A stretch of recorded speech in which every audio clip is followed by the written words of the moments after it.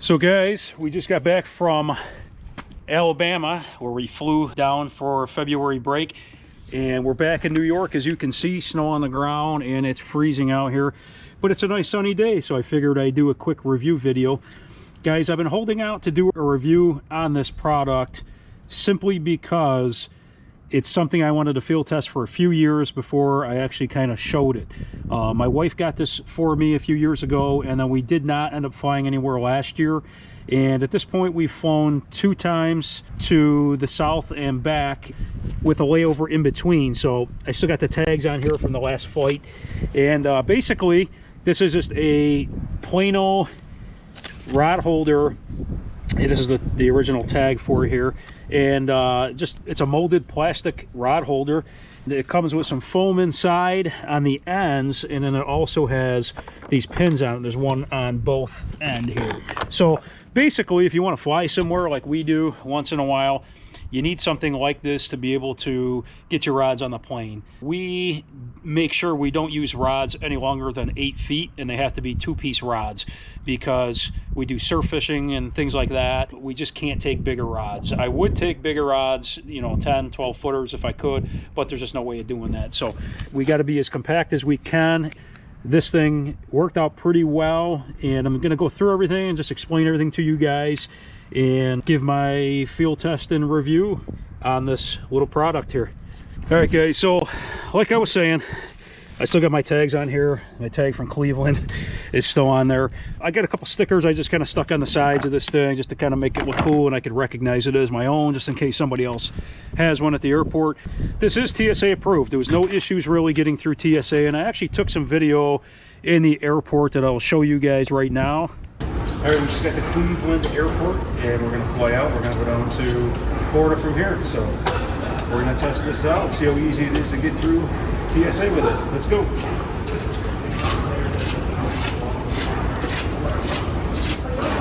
Pretty lightweight. We got 8 rods in it right now, so super lightweight.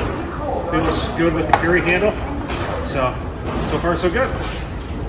So that was at Cleveland. We drove from Buffalo area all the way to Cleveland and hopped the flight there just because it was a little cheaper. So this is not the biggest one of the Plano rod holders that they make. This is the Airliner 4588, and there's bigger models that you can get that actually have wheels on the end and actually will get longer. So this is the smallest model that they make, and it actually is perfect for what we do. They did not say that there was a maximum length. I'm sure there is something, but I didn't have to pay any extra fees for this. I flew on Southwest, which is usually what we fly, and they took it no problem. So I didn't want to videotape at the check-in counter, but they had no issues. They said, "Is that fishing rod?" And I said yes, and they took it. So all right guys, me and Addie are at the Pensacola airport, and we're about to get on our plane. We checked in all our stuff, and they took the fishing rod holder just fine. We checked it in, no issues with it. We noticed on the way here that they actually took it apart, and TSA inspected inside of it, so they put it back together just fine. Everything was good with it, and there were no issues checking in and handing it over. So we're gonna go get on our flight. You ready? Yeah, let's go. All right. Guys, there's the rods. All right, there's the rod holder, guys. Made it through the airport in the flight just fine.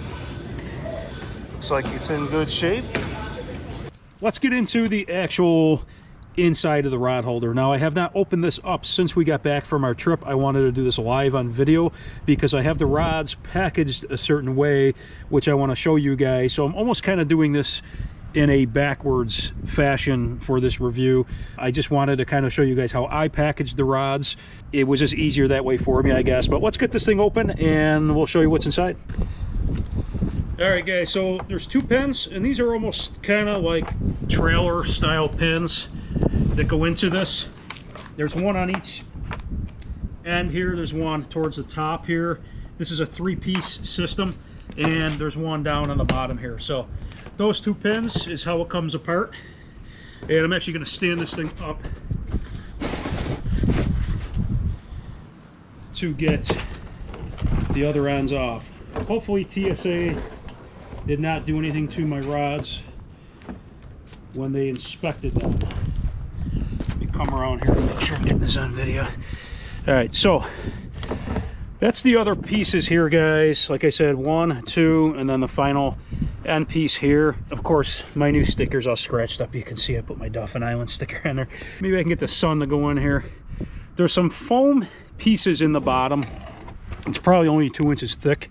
Just in the end over here and in the other end. There's nothing on the sidewalls that you can see, guys. Nothing at all. So what I did is I broke my rods down, and what I did is took them in half and bunched them together. And my way of doing things was to make one piece, and with the concept of it's stronger together, basically. I did put some bubble wrap around the whole thing. I actually ran out when I was down there, but I had some extra pieces I put on the ends here just to add some extra strength. So the concept, like I said, was if I put everything together, it's stronger together. Now you could wrap your rods with anything you want.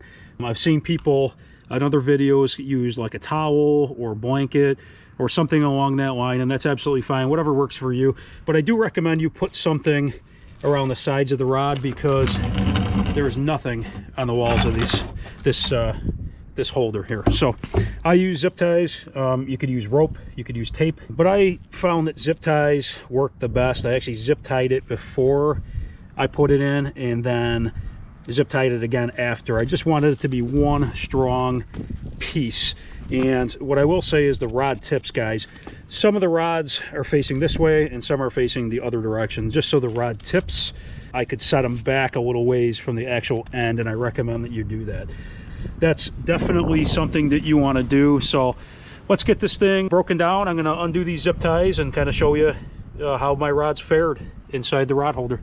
All right, I got my pliers here. I'm going to go ahead and cut these. Now, like I was saying before, you could use pretty much anything.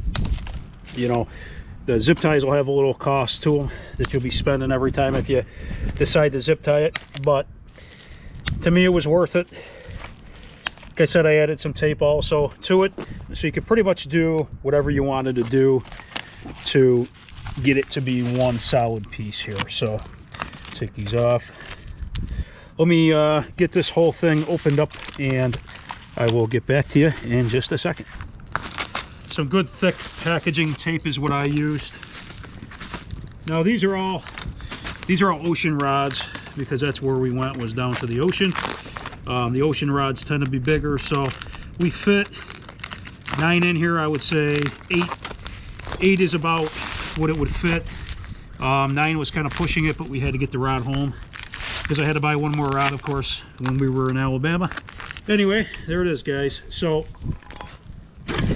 as you can see,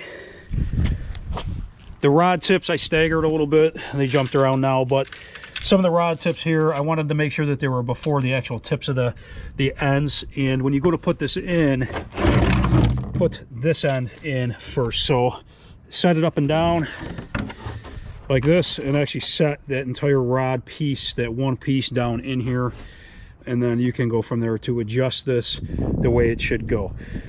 Like I said, make sure, guys, it's wrapped really well. Another thing is, if you have those rod sleeves that a lot of people use, those would also be a great idea to put on here so the actual eyes of the rods aren't, you know, broken or damaged or whatever. So just a couple things I learned from doing this that I would recommend to you is make sure your name is on here. Now, I'm not going to show it. My name is right on the outside here on this sticker I put on there. You know, you're gonna have your tags, but potentially if something happens with your tags, you know, this is a name tag also, but it could rip off. I recommend you put something inside with the rods. Another thing, guys, when you put this together with the pins, you're gonna want those pins in a certain hole. When TSA takes this apart, and trust me, they will take this apart, because you'll get a notice like this: Transportation Security Administration, notice of baggage inspection. They inspected this and they actually stuck it inside here.